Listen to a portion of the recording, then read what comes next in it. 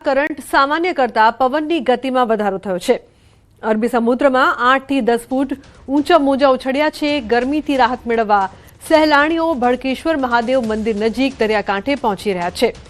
ઉછળતા મોજાઓ વચ્ચે સહેલાણીઓ પરિવાર સાથે મોબાઈલમાં સેલ્ફી અને વિડીયો લેતા નજરે પડ્યા છે। તો હવામાન વિભાગની આગાહીની વચ્ચે દરિયામાં કરંટ જોવા મળતા તંત્ર પણ સતર્ક બન્યું છે। તો અરબી સમુદ્રમાં 8 થી 10 ફૂટ ઊંચા મોજા ઉછળી રહ્યા છે। દ્વારકાના દરિયામાં જોરદાર કરંટ પણ જોવા મળી રહ્યું છે। સહેલાણીઓ મોટી સંખ્યામાં આવી રહ્યા છે। સામાન્ય કરતા પવનની ગતિમાં પણ વધારો છે। દરિયામાં કરંટ જોવા મળતા તંત્ર પણ સતર્ક બન્યું છે। તો અરબી સમુદ્રમાં ઊંચા મોજા ઉછળી રહ્યા છે। દ્વારકાના દરિયાના દ્રશ્યો અત્યારે આપ જોઈ રહ્યા છો। જોરદાર કરંટની સાથે ઊંચા મોજા, સામાન્ય કરતા પવનની ગતિમાં પણ વધારો નોંધાયો છે।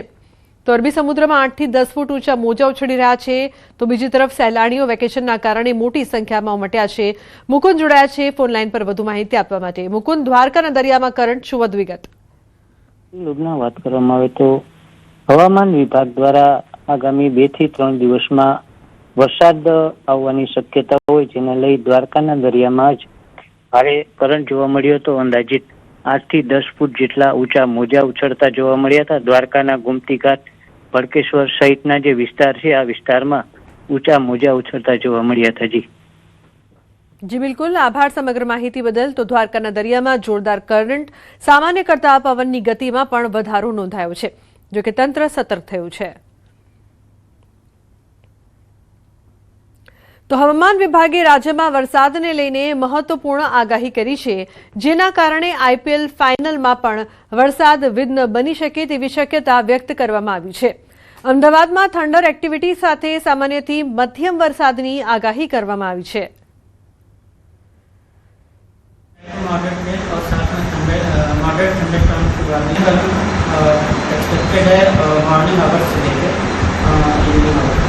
लाइट मॉडरेट रेन और साथ में मॉडरेट थंडरस्टॉर्म की वार्निंग एक्सपेक्टेड है मॉर्निंग आवर्स से लेकर इवनिंग आवर्स।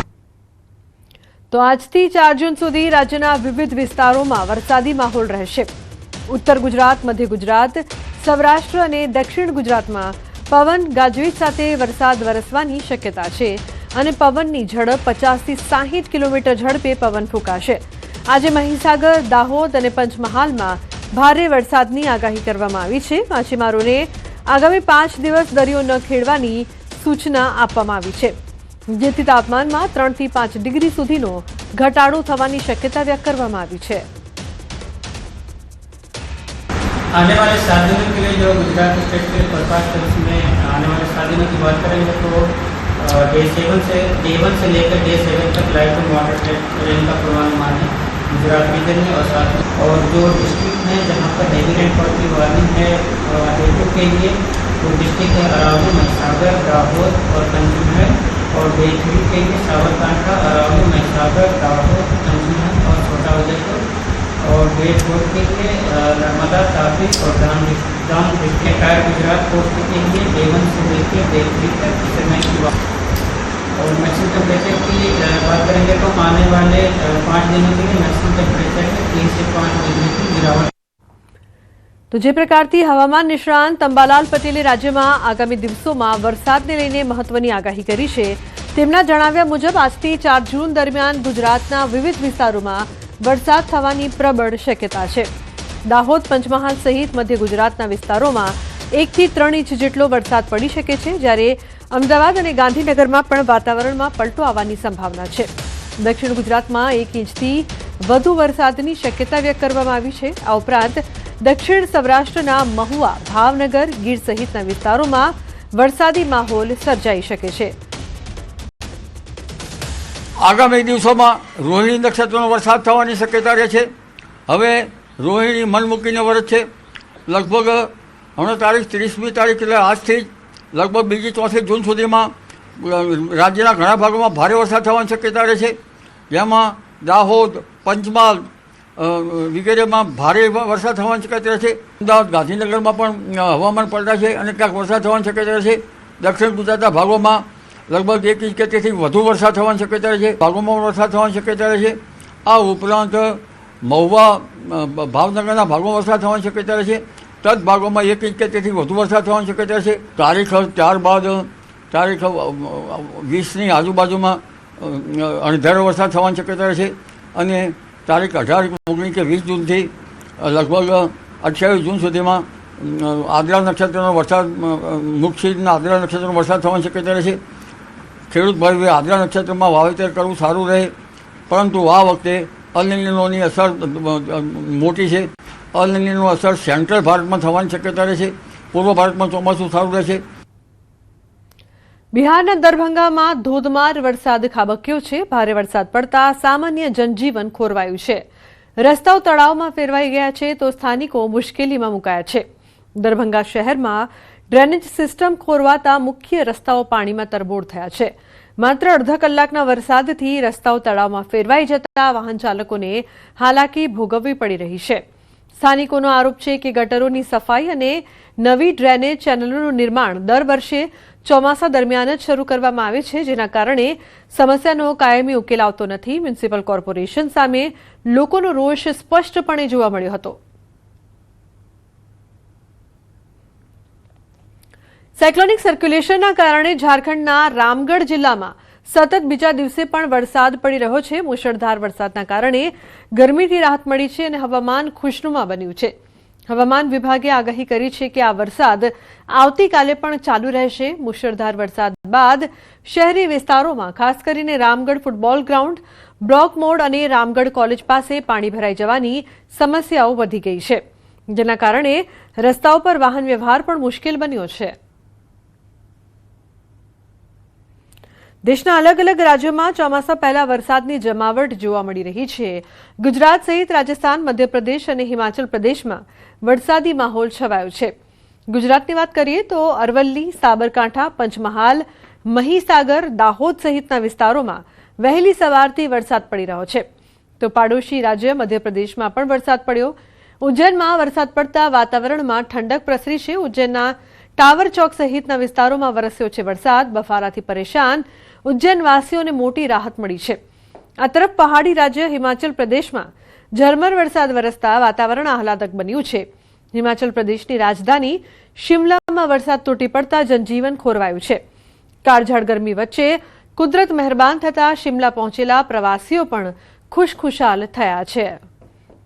તો ગુજરાત, મધ્યપ્રદેશ, હિમાચલ પ્રદેશમાં વરસાદ ચોમાસા પહેલા સટાસટી. શિમલામાં કુદરત મહેરબાન હોય તેવા દ્રશ્યો સર્જાયા છે. તો ચોમાસા પહેલા દેશમાં વરસાદની જમાવટ જોવા મળી રહી છે. ખાસ કરીને જે રાજ્યો છે તે છે ગુજરાત, મધ્યપ્રદેશ અને હિમાચલ પ્રદેશ.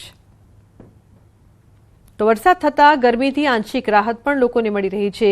હિમાચલ પ્રદેશમાં ખૂબ જ આહલાદક નજારો જોવા મળ્યો છે. વાતાવરણ આહલાદક બન્યું છે.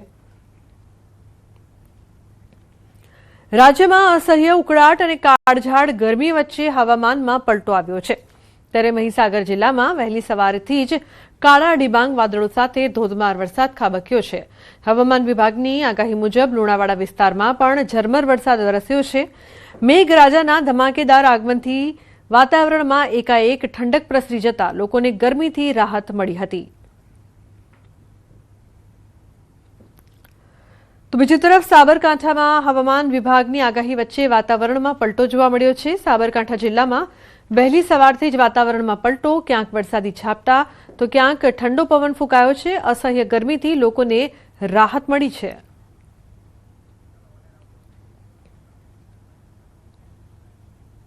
તો દેશમાં ચોમાસાને લઈને મોટા સમાચાર છે. કેરળથી ચોમાસું હવે માત્ર 70 કિલોમીટર દૂર છે. 4-5 દિવસ ચોમાસું આગળ વધવા માટે સ્થિતિ અનુકૂળ છે. અરબ સાગર, બંગાળની ખાડીમાં આગળ વધ્યું છે ચોમાસું. તો લક્ષદ્વીપમાં ચોમાસાનું આગમન થઈ ચૂક્યું છે. તો દેશમાં ચોમાસાને લઈને મોટા સમાચાર છે. કેરળથી ચોમાસું હવે માત્ર 70 કિલોમીટર દૂર જોવા મળી રહ્યું છે, જેના કારણે કહી શકાય કે હવે ચોમાસું નજીક છે. દેશમાં જે પ્રકારથી કેરળ બાદ ચોમાસું છે તે બીજા બધા વિસ્તારોમાં પણ પ્રવેશતું હોય છે. તો હવે કેરળથી ચોમાસું માત્ર 70 કિલોમીટર જ દૂર. 4-5 દિવસ ચોમાસું આગળ વધવા માટે સ્થિતિ છે તે અનુકૂળ રહેશે. અરબ સાગર, બંગાળની ખાડીમાં ચોમાસું આગળ વધ્યું છે. તો લક્ષદ્વીપમાં ચોમાસાનું આગમન થઈ ચૂક્યું છે. તો કેરળથી ચોમાસું હવે માત્ર 70 કિલોમીટર દૂર છે. સૌથી પહેલા દેશમાં ચોમાસાનું આગમન કેરળથી થાય છે અને હવે ચોમાસું ત્યાં માત્ર 70 કિલોમીટર દૂર 4-5 દિવસ ચોમાસું આગળ વધવા માટે અનુકૂળ સ્થિતિ છે, જે બાદ ચોમાસું છે તે દેશમાં વિધિવત રીતે પ્રવેશશે. તો દેશમાં ચોમાસાને લઈને મોટા સમાચાર. લક્ષદ્વીપમાં ચોમાસાનું આગમન થઈ ચૂક્યું છે. કેરળથી ચોમાસું માત્ર 70 કિલોમીટર દૂર છે અને તે બાદ ચોમાસું છે તે વિધિવત રીતે દેશમાં પ્રવેશશે. અન્ય રાજ્યોમાં પણ તેના પ્રવેશવાની શરૂઆત થશે. એટલે ચોમાસું હવે ખૂબ જ નજીક છે તેવું કહી શકાય. તો કેરળથી માત્ર 70 કિલોમીટર દૂર ચોમાસું. દેશમાં ચોમાસાને લઈને મોટા સમાચાર છે. 4-5 દિવસ માટે ચોમાસું આગળ વધવા માટે જે સ્થિતિ છે તે ખૂબ જ સાનુકૂળ બતાવવામાં આવી રહી છે. અરબ સાગર, બંગાળની ખાડીમાં આગળ વધ્યું છે ચોમાસું. લક્ષદ્વીપમાં ચોમાસાનું આગમન થઈ ચૂક્યું છે અને કેરળમાં પણ જલ્દી જ આગમન થશે, કારણ કે કેરળથી ચોમાસું હવે માત્ર 70 કિલોમીટર દૂર છે. દેશમાં સૌથી પહેલા ચોમાસાનું આગમન કેરળથી થાય છે અને 70 કિલોમીટર દૂર, એટલે કહી શકાય કે થોડાક જ દિવસોમાં ચોમાસાનું આગમન વિધિવત રીતે દેશમાં થઈ જશે. આવતીકાલે અમદાવાદમાં આઈપીએલની ફાઇનલ. અમદાવાદમાં એએમટીએસ દ્વારા વિશેષ બસ સેવા આપવામાં આવશે. 15 રૂટ પર 130 વધારાની બસો દોડશે. નરેન્દ્ર મોદી સ્ટેડિયમ સુધી દર્શકો માટે વ્યવસ્થા કરવામાં આવશે. કાલે રાત્રે 1:30 વાગ્યા સુધી સેવા ચાલુ રહેશે. શહેરના વિવિધ વિસ્તારોમાંથી સીધી સ્ટેડિયમ કનેક્ટિવિટી આપવામાં આવશે. ક્રિકેટ પ્રેમીઓની સુવિધા માટે એએમટીએસનો વિશેષ ટ્રાન્સપોર્ટ પ્લાન અમલમાં. તો અમદાવાદમાં એએમટીએસ દ્વારા વિશેષ સેવા. 15 રૂટ પર 130 વધારાની બસો દોડાવાશે.